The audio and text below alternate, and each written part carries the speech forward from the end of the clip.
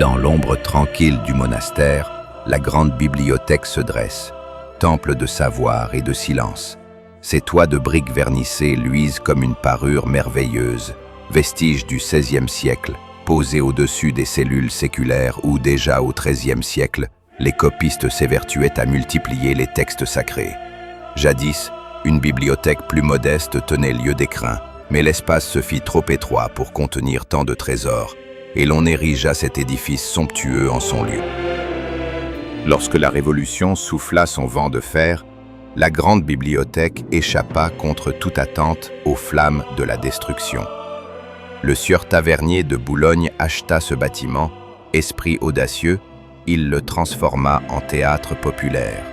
Il abattit la moitié des voûtes, élargit les fenêtres à la volée pour y accrocher machinerie et décors. C'est ainsi qu'une demeure du verbe et du recueillement se mua en antre de la comédie.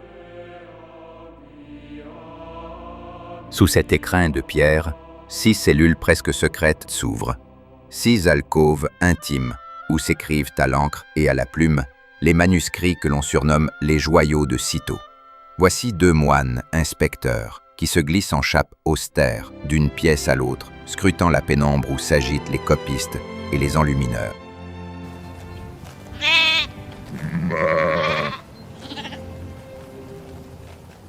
À l'apogée de l'ordre, on disait qu'il avait fallu un troupeau de plus de 100 moutons pour produire la grande Bible de Clairvaux.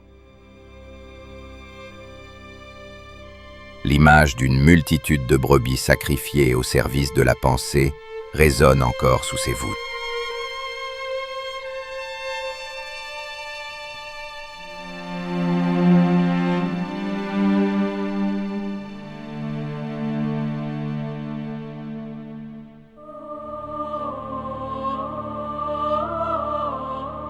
La qualité du travail était primordiale pour l'abbaye. Aussi, dans chaque cellule, un jeune moine était à la tâche et un moine expérimenté et âgé servait de correcteur. Les portes de chaque cellule, ouvrant sur un même mystère, attestent qu'ils furent 2 artisans du verbe par chambre, un à tracer les lettres, l'autre à parsemer d'or et de couleurs les marges vierges. Ce seront les enlumineurs. Voici quelques exemples de feuilles enluminées par ces artistes envahis de spiritualité.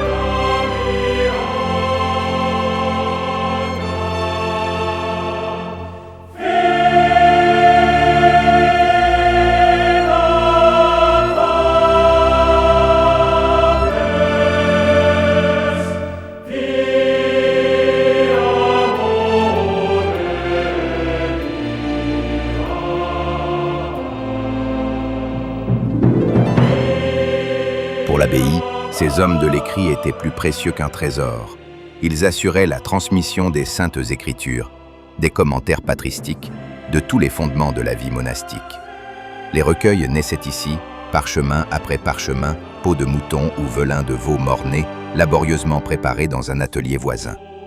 2 mois parfois étaient nécessaires pour métamorphoser une peau brute en parchemin immaculé, prêt à recevoir la parole divine. Lentement, les parchemins, en rouleaux, cédèrent leur place au codex, plus aisé à ordonner sur les étagères. Et, vers 1490, l'imprimerie jeta ses premiers feux à Cîteaux. Peter Mettlinger imprimait à Dijon la grande Bible de Clairvaux, sous le regard bienveillant de l'abbé Jean de Siret. Le clap de fin résonnait pour les copistes. De leurs plumes naissantes, le monde embrassait désormais la mécanique des caractères, promesse d'une diffusion plus vaste encore de la lumière des livres. Vous venez de voir un extrait de notre film « Cîteaux, l'abbaye retrouvée ».